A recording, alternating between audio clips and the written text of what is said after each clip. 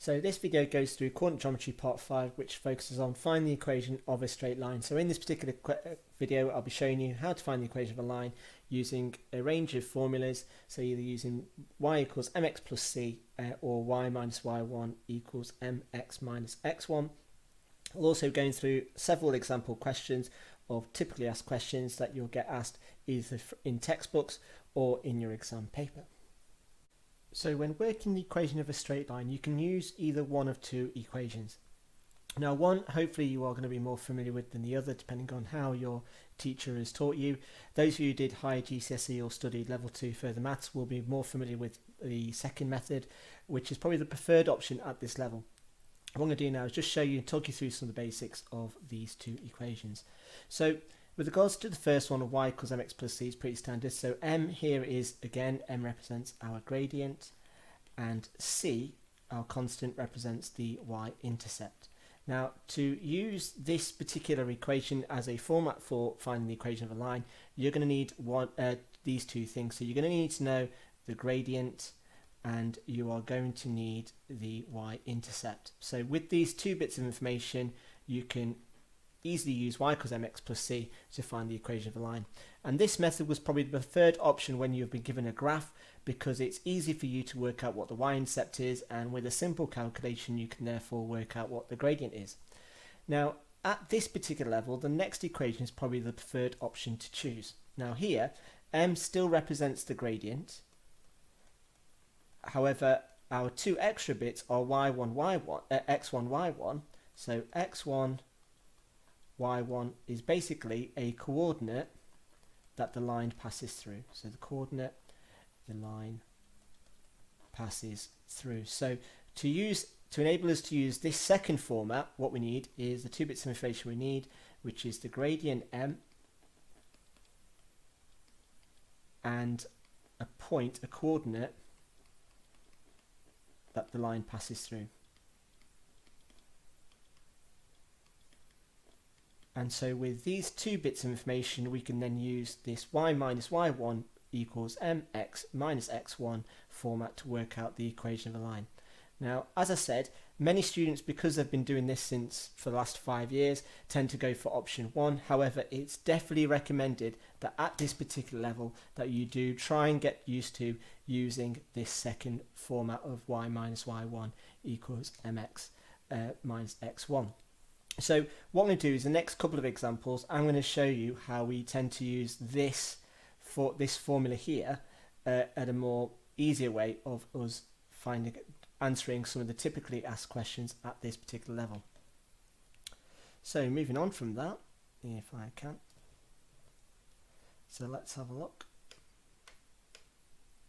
at one of these typical equations. So in this particular equation, we've been asked, so looking at highlighting the information we've given, so the question says find the equation of the line with a gradient of -2 and that passes through 3 minus 4. So here is our gradient. So here we've worked out what our m value is, and this coordinate here which has been given is our x1 and this is our y1. So what I'm going to do is now substitute this formula into my y minus 1 formula. So if I just write down, sometimes by writing the formula out a couple of times just gets you more familiar and memorizes that formula. So all I'm going to do now is substitute these three bits of information that have been given in the equation, in the question, sorry, into this format. So what I've got is I've got y minus -4 equals -2 x minus 3, and like I said, just be extra careful with regards to the use of signs, which then simplifies to be y plus 4 equals -2x plus 6. And again, if I wanted to get into y the subject, then I'd write this in the format of y equals -2x and it's going to be plus 2, and there is your final answer. Now at this particular level, you can write your answer in several forms, even to a point where you'd even get full marks for just writing it like so. So just where you substitute, and that's why if you get a question where it's only worth 1 mark in your exam, that's pretty much what they're expected. However, it is good practice for you to at least expand the brackets, change any double signs you may have into pluses or plus minuses into minuses, and then write down your answer in due course. So Now, one thing that you also need to be aware of is that there's several ways in which you can write the answer. Now, in this particular question, there is no outline to how we want the question, but sometimes it's worth just taking extra care to make sure that you are writing the answer in the way that they are wanting you to, which kind of leads us nicely into our second example. So in this particular example here, we've been given the gradient again. So it says find the equation of a line with a gradient of minus 3/4, which passes through -2, -8.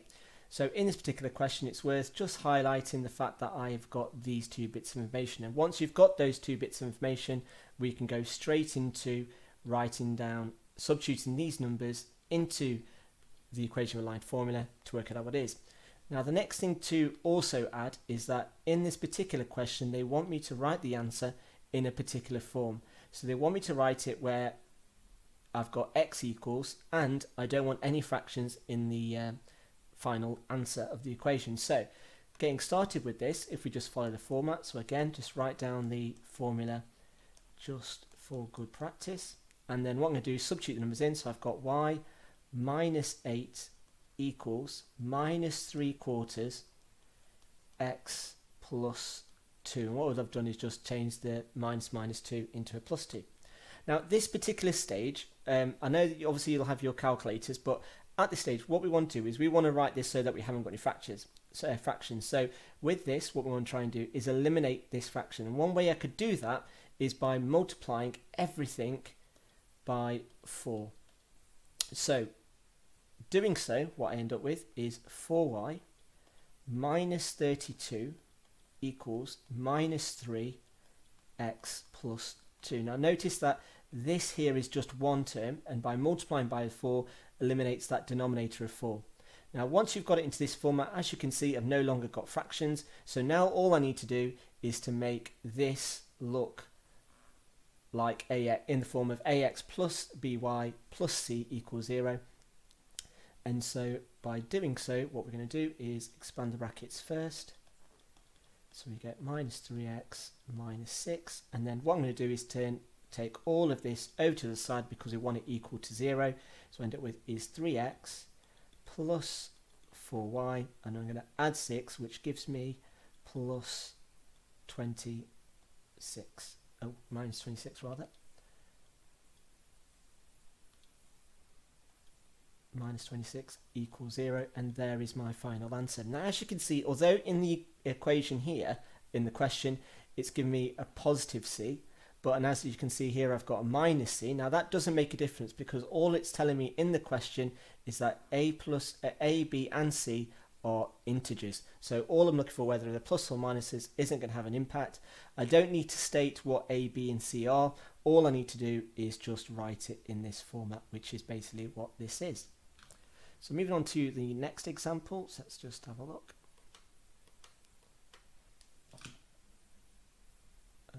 Going through that. And yeah, so there we are. So in this particular question, it says find the equation of a line which passes through minus 5/8 and minus 10/2. Now in this particular question, I don't know the gradient. That's the key thing that's missing here. So what I need to do first is, first step is find the gradient. Now if you're not sure about how to find the gradient between 2 points, I recommend that you watch a previous video on this. So here what I've got is I've got 2 minus 8 over, and I'm going to have minus 10 minus minus 5. And so from this I get minus 6 over minus 5, which gives me 6 over 5. Now what I've got there is I've now got my m value. So this is my m. So the next thing I then need to do is, do I have one of the coordinates that the line passes through? Well, yes, because it's told me that this actually goes through these two. So all I now need to do is now using one of these coordinates. So I would probably recommend you go for the one that's got the nicest numbers. So try and shy away from anything that's got negatives if possible, anything that's got fractions. As they've both got negatives, it doesn't really make a difference. So we'll just go for the first one. So we've got minus 5/8 and m equals 6/5. So all I've got there is I'm going to substitute straight into the formula, which again, just writing this down, which you'll get tired of writing, but again, like I said, it's a good way of making sure that you substitute numbers in correctly. So here we've got y minus 8 equals 6/5 of x plus 5. So from this, we're going to try and eliminate the fractions again. In some aspects, you might get 4 marks just for substituting numbers in. But again, with practice, we're just going from here. Now, the key thing to be careful of is if I am to expand the bracket and if I was to rearrange it to make it equal to 0 or make it equal to the constant and I mess up, there is a chance I might lose marks in the exam. So just be wary of that and just make sure you're taking your time and not prone to making silly mistakes. So here I'm going to multiply everything by 5. So I've got 5y minus 40 equals 6. And then I've got 6x plus 30. So again, not only have I multiplied everything by 5, I've also expanded this bracket out. And then from this, I'm now going to keep my x positive. I'm going to move things all onto this side. So I've got 6x minus 5y plus 70. And that equals 0. And there you go for that one. So moving on to our next example. So here, find the equation of a line that is parallel to the line 3x plus 2y equals 7 and passes through to 4. So in this particular question, I have been given my x1, y1, so I know a coordinate that the line passes through, but I do not know the gradient again. So what I need to do first is find the gradient of this line. So from that, what I need to do is make y the subject. So I've got 2y equals 7 minus 3x. And then I've got y equals 7 over 2 minus 3 over 2 equals x. So in this particular case, we've got m equals minus 3 over 2. So now I have now got my gradient value. And now again, it's always good practice to underline the key words. So here we're looking for the fact that it's parallel. So I know that whatever the gradient of this line is, the gradient of the line I'm trying to find is going to be exactly the same. So then using the equation of a line of y minus y1 equals mx minus x1, we've got y minus 4 equals minus 3 over 2 x minus 2. And then multiplying everything by 2, we get 2y minus 8 equals minus 3x plus 6. And again, let's keep the x's positive, so we'll take it over to that side, in which what we get as our final answer is 3x plus 2y. And this time, I'll just take the 3x over to the side and take the 8 over to this side. Why? Just because we can. And that will give us 14. And there is your answer. So in the exam, don't worry, because obviously there's several different ways in which you can write down your final answer. When a question doesn't really specify how they want the answer written, you can pretty much choose. So go for whatever you feel more comfortable with. But like I said, more often than not, writing it in this line here would probably justify you getting 4 marks. But just to ease any anxiety, you might think, let's not take the risk. Let's just neaten it up by potentially expand the brackets out, getting rid of any fractions in there to keep all your coefficients as integers, and you're going from there. So moving on to the next question, our next example, I should say. So in this one here, we've got find the equation of the perpendicular bisector between the 2 points. Now, if you're ever unsure about these coordinate geometry questions, it's always good practice for you to do a little sketch. Now, your sketch shouldn't take too long. And so here we've got minus 3, which is going to be here. So this point here, if I just call that B, is going to be around about there. And 2, 5, 2 rather, is going to be somewhere here. So what it is I'm actually looking for is I'm looking for the the equation of a line that's perpendicular to those 2 points. So not only has it got to go through the midpoint, which is a key word, it's also got to be going at a 90-degree angle through those 2 points. So this is where the drawing takes a little bit there. So this is the equation that I'm looking for. So with this, what we need to do is, and if I just write down the steps of how we answer these questions, is you need to find the gradient between the 2 points. We then need to find the perpendicular gradient. Now again, if you're not too sure, watch the previous video on this, and that will be our m value. And then step 3, what we then need to do is find the midpoint of these 2 coordinates, and that's going to be our x1, y1, and then what we then need to do is use y minus y1 equals mx minus x1. So these are the steps that we need to do, and this is why these types of questions are going to be worth considerably a lot more marks than when most of the information that we want is going to be given to you. So working with step 1, what we need to do is find the gradient between the 2 points. So what I've got is I've got 8 minus 2 over minus 3 minus 5, in which I've got 6 over minus 8, which is 3 over 4, and that's negative. So therefore step 2 is to find the negative reciprocal of this. Now to find the negative reciprocal of a fraction, all I need to do is flip the fraction around and change the sign, so it's going to be positive 4 over 3. And what I'm going to do now is just highlight that so we go from there. So the third step is what I need to do is now find the midpoint. So step 3, find the midpoint. So here I need to add the y ordinates together, so I've got 5 minus 3 over 2, which is actually plus minus 3, and then we've got 2 plus 8 over 2, which gives us 5 minus 3 is 2, divided by 2 is 1, and 2 plus 8 is 10, divided by 2 is 5. So what I've got there is I've now got the 2 bits of information I need to now work out what the equation of that perpendicular bisector is going to be. So what I've got is I've got y minus 5 equals 4 over 3 x minus 1. And again, multiply, because I've got a fraction, let's multiply out the denominator, or let's say, yeah, multiply both sides by the denominator. So I've got 3y minus 15 equals 4x minus 4.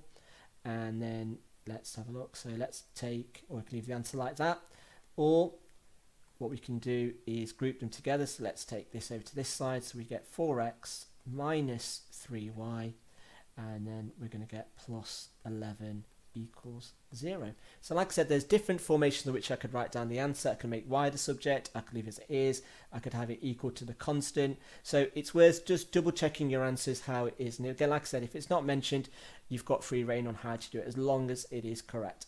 So hopefully this makes a bit of sense with regards to find the equation of a line. There is a vast variety of questions that you could ask, and you tend to find that it's a massive combination with regards to all the previous things of distance, midpoints and gradients, as well as parallel and perpendicular. So if you're not too sure about those, I recommend that you have a watch of those videos.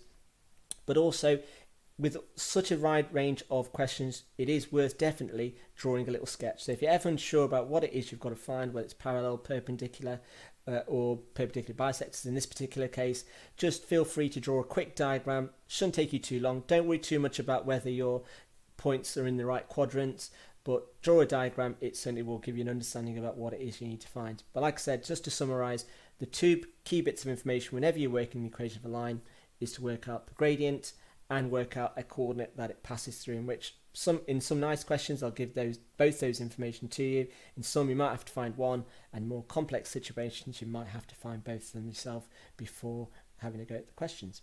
So if you have any problems, feel free to drop me an email, or if you would like a worksheet on this topic, email 162maths@gmail.com.